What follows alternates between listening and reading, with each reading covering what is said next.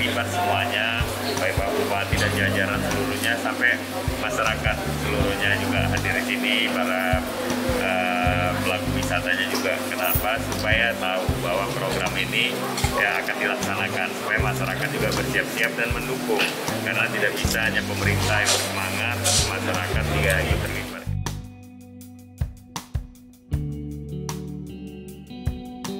Ya memang masyarakat pasti akan mau dengan sangat mau kalau memang manfaat ekonominya juga dirasakan. Makanya kita bangun itu seperti di Jawa Tengah ada balai ekonomi desa. Ini yang kita ingin bangun juga supaya dampak itu dirasakan langsung masyarakat. Tapi kan ini perlu pendampingan, perlu juga diarahkan seperti apa desa wisata itu, seperti apa ekonomi desa itu, supaya keterlibatan masyarakat juga bisa tepat sasaran.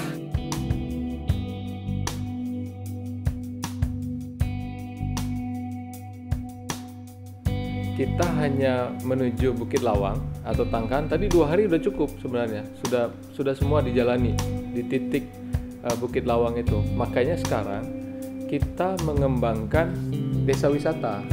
Jadi sebelum mencapai Bukit Lawang dan Tangkahan itu ada beberapa desa yang kita sudah lihat potensinya bagus, dan ini sebagai penyanggah jadinya. Nah, di setiap desa ini dia punya keunggulan yang berbeda dan punya kreativitas yang berbeda juga, sehingga tamu selain dia nanti ke Bukit Lawang menikmati Bukit Lawangnya, sungainya, hutannya, dia juga akan dibawa menikmati desa-desa yang ada di sekitar. Jadi ikut ke dalam suasananya penduduk langsung. Contoh di situ ada satu desa yang pembuatan batik secara alam.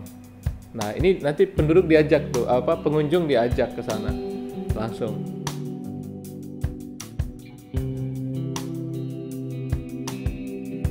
Daerah sekitar ini sangat berpotensi dan punya daya tarik untuk dikembangkan untuk menjadi kegiatan agrowisata.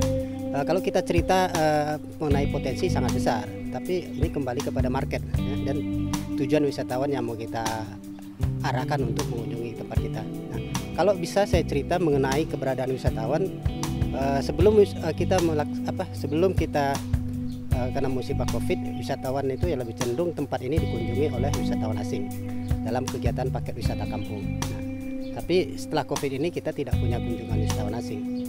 Tapi ya kita juga tidak tinggal diam, artinya kita selaku masyarakat dan penggiat wisata, terutama di kegiatan desa agrowisata ini, harapannya ke depan ya bisalah dikembangkan sebagai salah satu pengembangan destinasi wisata yang ada di Bukit Lawang. Mengingat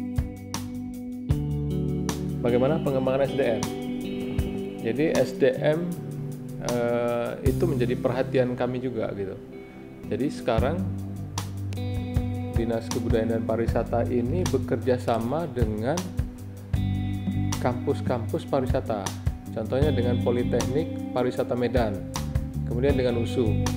Bagaimana kita membenahi SDM. Jadi contoh yang akan dilakukan nanti di Februari ini, langsung ini kita action.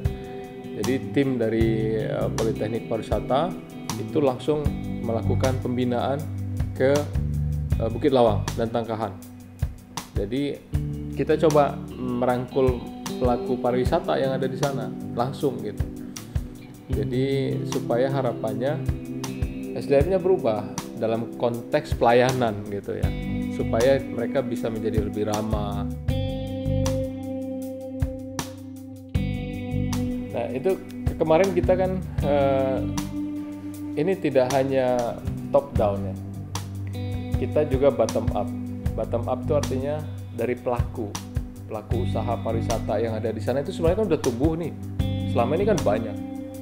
Nah tren tadi orang mau outdoor gitu, sehingga kalau di sana itu di Bukit Lawang saya ambil contoh, itu tadinya kita ketika naik ke atas itu ada model villa-villa yang terbuka, itu tidak dihuni oleh orang atau wisatawan Nusantara. Sekarang justru mereka meningkat gitu. Nah ini mereka justru bebenah, padahal itu sulit loh mencapai ininya, tapi sekarang justru itu makin bagus. Nah, jadi memang arahnya ke sana trennya ini. Jadi apa yang dikembangkan mereka itu sebenarnya sudah tepat.